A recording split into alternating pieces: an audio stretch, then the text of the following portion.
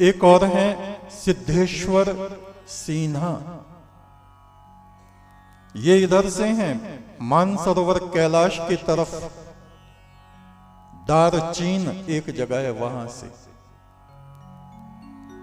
ये भी हमारे प्रोग्राम देखते रहते हैं। हमारे सत्संगी अधिक व्यस्त हैं, वे भले ही देखें या ना देखें, लेकिन देश विदेश के लोग उसको देख रहे हैं, समझ रहे हैं, अपना रहे हैं।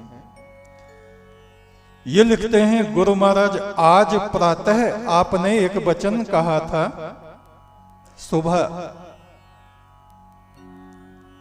आज के जो टीवी में वचन आए हैं, सत्संग था उसमें, कि नमक यदि अपना नमकीनपन खो देवे तो उसको रास्ते में फेंक दिया जाता है और जानवरों के पैरों के तले वो रौंदा जाता है। इसका क्या मतलब है? मतलब यह है कि जैसे हम भारतवासी हैं, हम लोग कितने वर्षों तक दूसरों के पैरों के तले रौंदे गए, अपने ही नेताओं के पैरों के तले रौंदे गए, क्योंकि हमने अपने आत्मा को नहीं समझा, अपने गौरव को नहीं समझा।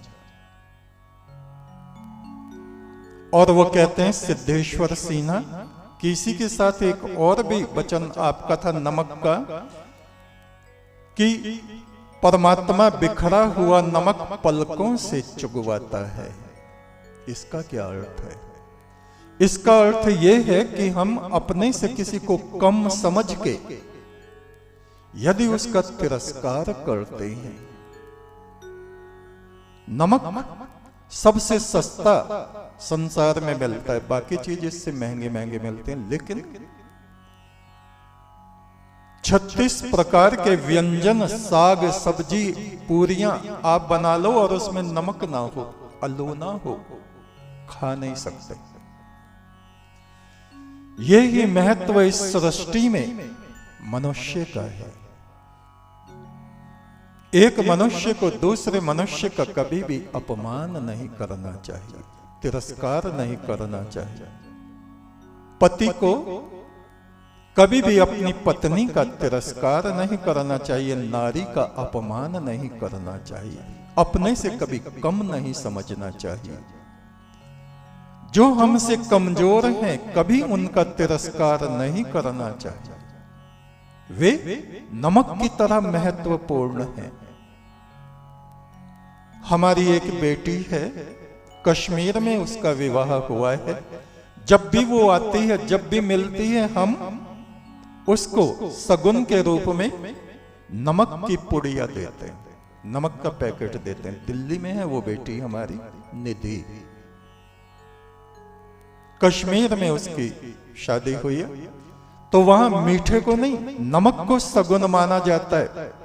नमक को सर्वोपरि, सबसे महत्वपूर्ण माना जाता है। और पिछले वक्त में हम सुनते भी थे, किसी ने किसी का नमक खा लिया तो वो नमक हलाल जरूर करना होता था। और आज के वक्त में तो बस कहने की बात ही नहीं। फुल संदेह वाले बाबा कहें, हे प्रभु हम नमक हरामे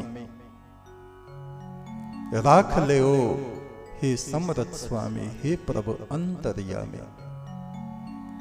इस संसार में आके हे परमात्मा, हम तेरा दिया हुआ खाते हैं, तेरी छत्र छाया में रहते हैं और तेरे एहसान को नहीं मानते।